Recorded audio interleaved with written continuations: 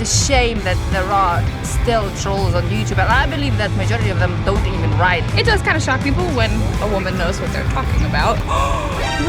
Look, she's riding Moses' side. God.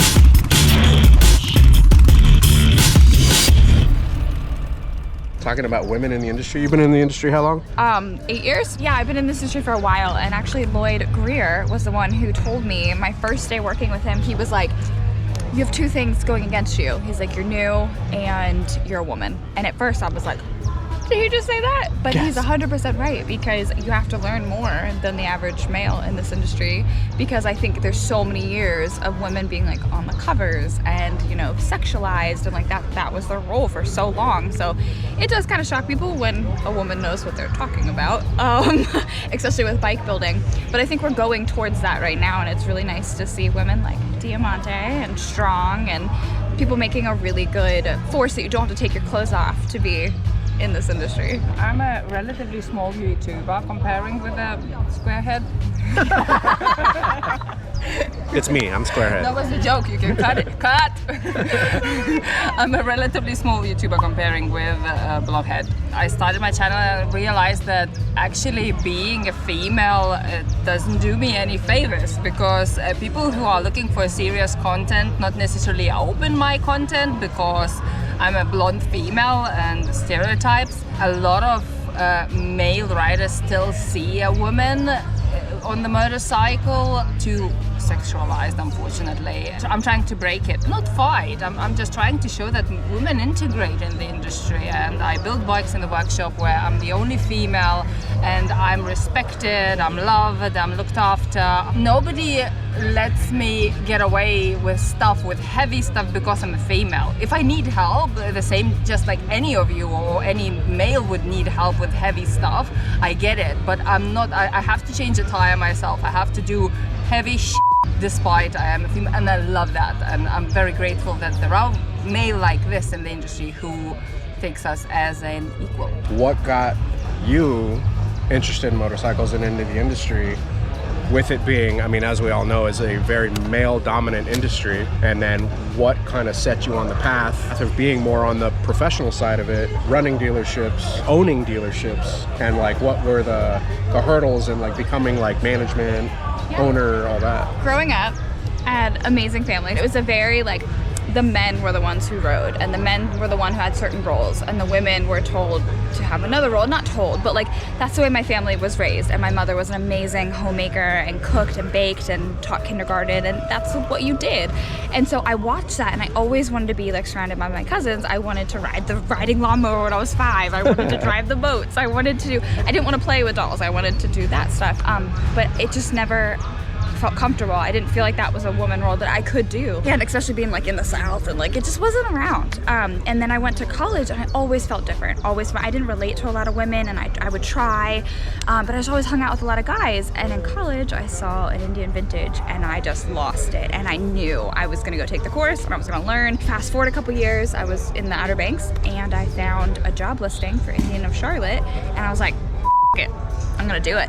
And I did it, and I won't lie, like the first couple years was I still felt like I needed to be that sexualized woman. Like the first couple years I was like, well, this is all I'm good for while I'm learning. But I also just wanted to prove to myself, and Lloyd helped me the most with this, that the more I learned, the more I loved it. And the more I dove in and hung out with the guys and learned everything about tuning and the motors, and that became my love, was the performance, not just being in the industry. You want to tell people like kind of who Lloyd is in the industry though? Yeah, God, he's like the godfather of like performance for Indian and Victory motorcycle. He was dyno tuning for the longest time for Victory, and then he realized there were no performance parts out there that really worked, so he started making parts.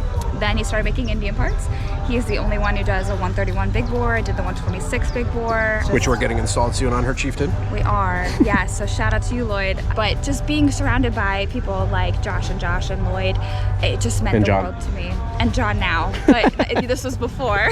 I just wanted to be in the garage. I didn't want to be in the front of the house. I didn't want to be like selling apparel. I just wanted to be in the back of the shop. The more I learned, the more I got excited. But there were many, many hurdles, especially with management. It was again, Lloyd was my mentor through this because there's always a man out there that did not want to listen to a woman, and they did not want to listen to a younger woman. And every shop I was at, that occurred. And you have to just stay strong, and you have to just, I saw so many people turn over, and all those men that were kind of trying to bully you down, they left, they didn't make it. And so you had to earn that respect, clearly, but it's a fight, and it's still a fight. Even being part owner was a fight. One guy especially, he just did not want to listen, and you would have everybody else as a team working together, and it's I feel like it's going to be a struggle for a very long time, but you just have to keep your head. I think it's a very old way of thinking. Super cool. Obviously, Lloyd was a huge motivator. Yeah. Behind it. Remember the video we did about the road glide, when I first rode the road glide, and someone made a comment about there's no way she owns a dealership, she's so ditzy.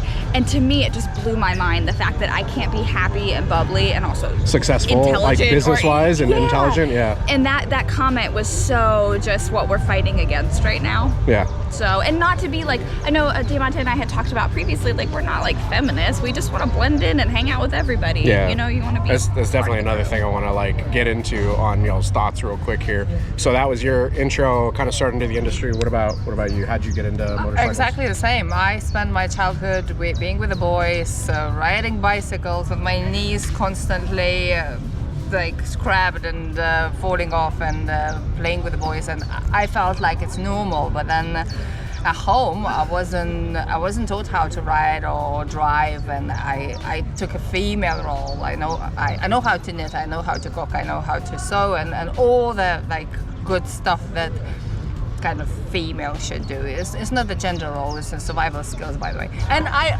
always wanted to ride a motorcycle. I saw bikes passing by, and I never dreamt to sit in the back. I always wanted to ride my own, have my own, and when I was a grown up, I had a child, I was a mother, not dependent from anyone, I said, now I'm gonna pass my license, I'm gonna get my bike, and I'll start riding. And once I started, I couldn't stop. I got obsessed with it, about everything, like mechanical side, about riding side, about the community, about the people that I met.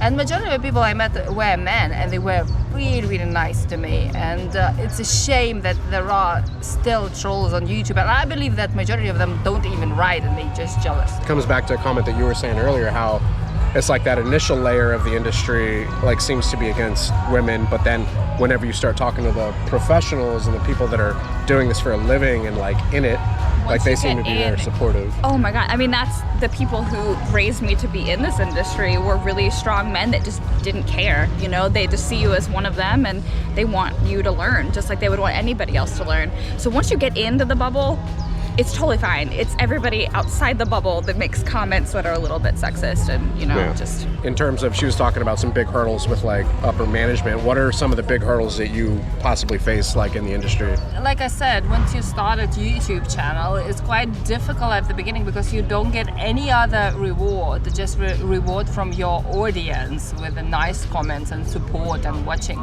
And once you get all the negative comments, not all, but like some negative comments about you being a female, you sometimes feel, like Amanda said, that your role should be just to be this female in the industry, but I don't want to. I want to be a rider, just like you, just like everyone. I don't want to be a female rider. I want to be a rider, and I am a rider, and I am a builder. I'm not.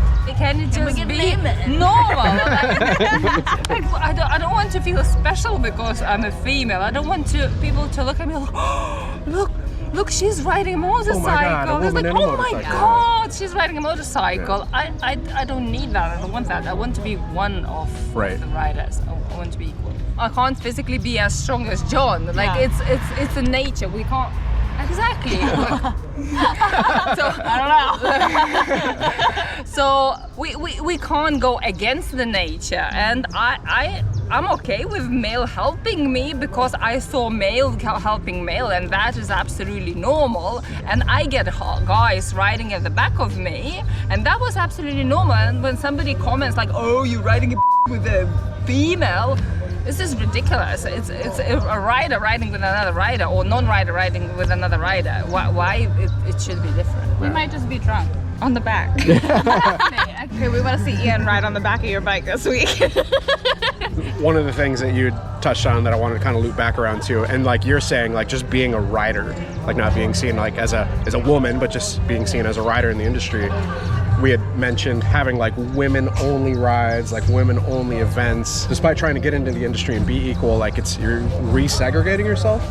Yeah. Like, what are y'all's thoughts on? I think when you first start riding, sometimes it can be really intimidating. And so having, like, I rode with my best friend Haley when I first started because it helped. We were at the same level, and it just was helpful in the beginning. But then I feel like if we do keep doing that, we do keep segregating ourselves from just going on a ride or just going on a rally, because guys they're gonna see that as just a women's ride. And I feel like then we become women riders and not just riders. I think there's such a positive purpose to it that people are starting them. I think there might be a negative connotation in the long run to it, but that's just my opinion.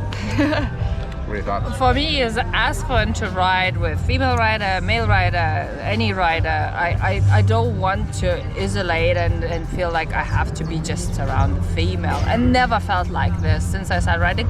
I ride alone most of the time because that's most enjoyable for me. Plus, I'm filming, nobody can handle that. But when I'm riding in a group, I don't look.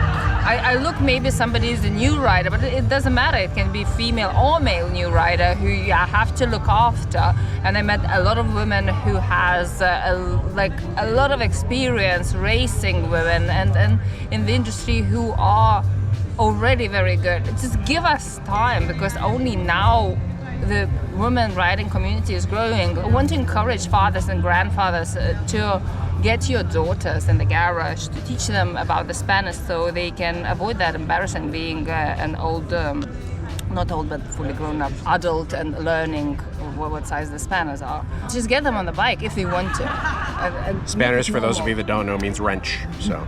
Oh, is it? You call them wrench? We call them wrenches. You don't call them spanners? No. Wrench in the US. I have to clarify because I'm like, what? Yeah, a spanner is a wrench. Oh my god, you call them wrench! Yeah. It's a little lost in translation. I think it's super insightful for young girls and women entering this industry. What words of support or what advice would you give them? Just do it. Stop overthinking. Stop feeling like you can't do it. Stop feeling like it's not, like you're not going to be as good as the guys. Stop thinking that it's not meant for you, because it's meant for you. Just do it. And when you get into the industry, you stay strong and don't go towards that like just sexualization. Like, you can be beautiful and you can still ride. It doesn't have to be like a one or the other. Just stay strong, because there's always going to be men trying to put you down. So just ignore them. Yep. Just hit that block unsubscribe button. What advice would you give them? Once I started riding, I got a brand new Harley before I passed my license, and the only riders that I knew was my ex-husband's friends who came to see the bike. None of them spoke with me. They spoke with my husband back then because I was a female, and everybody thought that this is just temporary toy for me to show off. Now they talk to me. Now I ride a lot more than them, and I have a lot more experience in different bikes and everything. Just go for it.